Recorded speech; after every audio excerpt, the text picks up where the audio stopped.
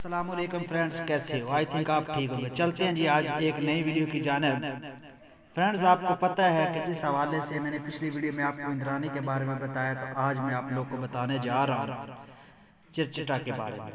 چلیں، یہ جوڑے تالاب ہے، یہ ہمارے پاس نالہ خشک ہے۔ یہ جناب آپ کو نظر آ رہی ہے، یہ ایک شاندار بوٹی ہے جس کو چرچٹا یا پٹ کنڈا بھی کہا جاتا ہے۔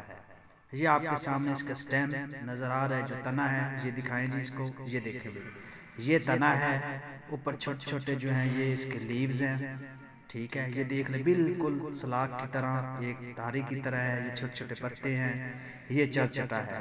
شاندار نایاب بوٹی ہے، برِ صغیر پاک و ہند میں جی آپ کو بہت نظر آئے گی۔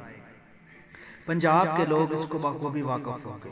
تو اب اس کی پہچان یہ دیکھ لیں، یعنی یہ اس کو دکھائیں بھائی، یہ دیکھیں، یہ اس کو اگر اوپر اٹھائے تو اس طرح مطلب ایک جھاڑی نما ہے، بکھرے اس کے جو آپس میں وہ گنگراہٹ ہوئے ہیں پتے، ٹھیک ہے ناظرین۔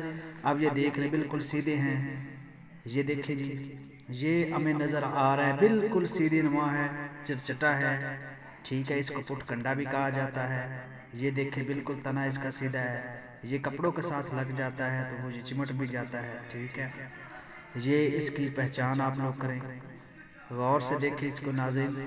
پنجاب میں یہ بہت زیادہ کثرت سے پایا جاتا ہے، جوہڑوں کے کناروں پہ، تالابوں کے کناروں پہ، ندی نالوں کے کناروں پہ یہ آپ کو نظر آئے گا۔ یہ خشک ہو رہا ہے کیونکہ پانی جو ہے وہ نالے کا خشک ہو چکا ہے۔ تو یہ ناظرین، یہ جو پٹ کنڈا بھی اس کو کہا جاتا ہے، اس کو چرچٹا بھی کہا جاتا ہے۔ یہ دیکھ سکتے ہیں آپ، اس طرح کے جو ویرانی ایریا ہوتے ہیں وہاں پہ یہ موجود ہوتا ہے۔ اس کا مسواک جو ہے وہ ہمارے جو ذہن، ہمارا جو دانتوں میں جو مٹیریل خراب ہوتا ہے اس کو دور کرتا ہے۔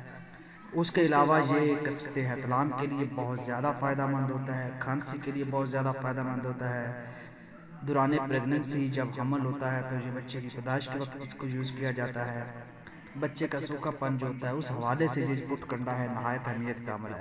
جتنا بتایا جائے اس کی حفاظت اتنی ہی کم ہے، اتنی ہی کم ہے جتنی بتائی جائے، تو جس کو آپ بغور اچھے طریقے سے دیکھ سکتے ہیں۔ آئی تھنک آپ کو یہ نہیں بھولے گی۔